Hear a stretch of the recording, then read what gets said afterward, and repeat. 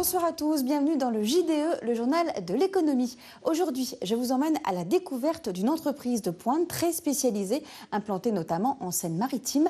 Arelis est membre de la filière Normandie Aérospace. Elle est aussi un groupe fortement présent dans le domaine de l'aéronautique et de la défense.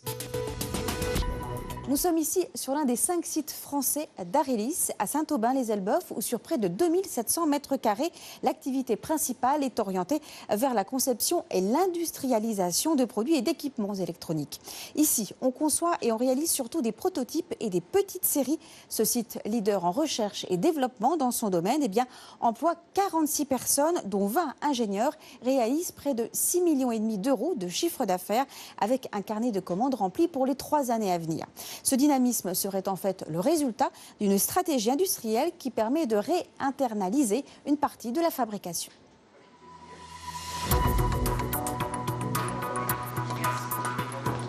Pour parler un peu plus en détail de cette entreprise qui a le vent en poupe, nous sommes maintenant en compagnie d'un de ses dirigeants, Antoine Echeveste. Bonsoir monsieur.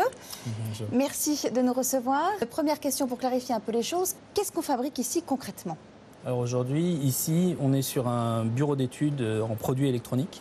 Donc on part du besoin du client jusqu'à la réalisation du dossier du produit et la fabrication des prototypes et des premiers de série. Concrètement, véritablement, il s'agit de quoi ? De composants, de cartes électroniques ?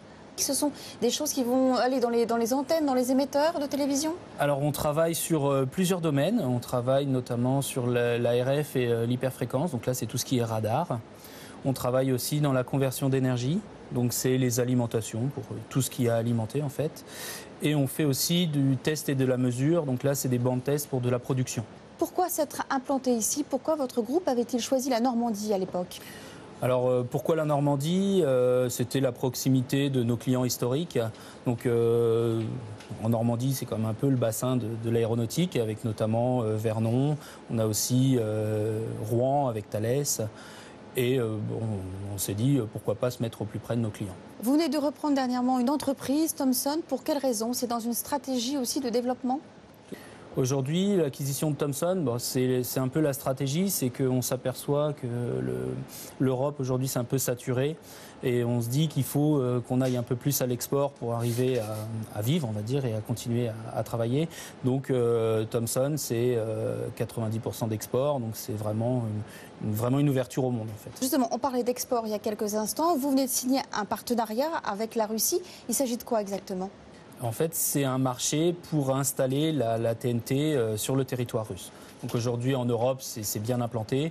Par contre, à l'extérieur de l'Europe, tout reste à faire, notamment en Russie. Écoutez, merci beaucoup, monsieur Echeveste, et on vous souhaite un bon développement.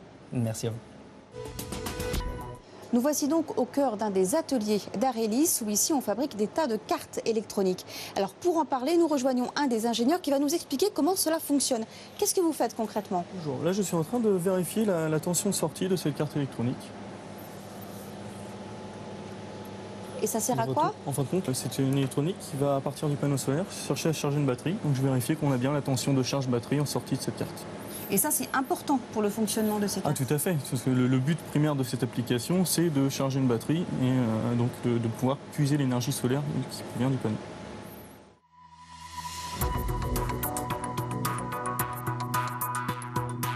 Comme chaque semaine, on fait maintenant le point sur l'actualité économique dans notre région, sans oublier notre offre d'emploi.